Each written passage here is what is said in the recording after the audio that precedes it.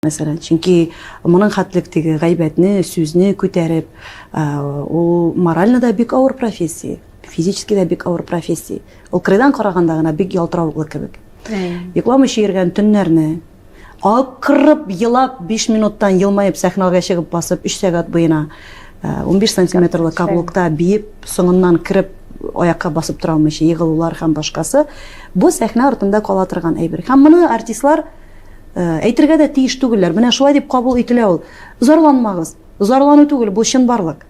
Бу чынлап та шулай һәм кайбер вакытта теге күңелгә тия, безнең профессиягә менә булай иттереп кенә караган әйберләр күңелгә тия. Ул тоже профессия. Һәм анарга кирип эшләп карамаган кеше аны аңламый.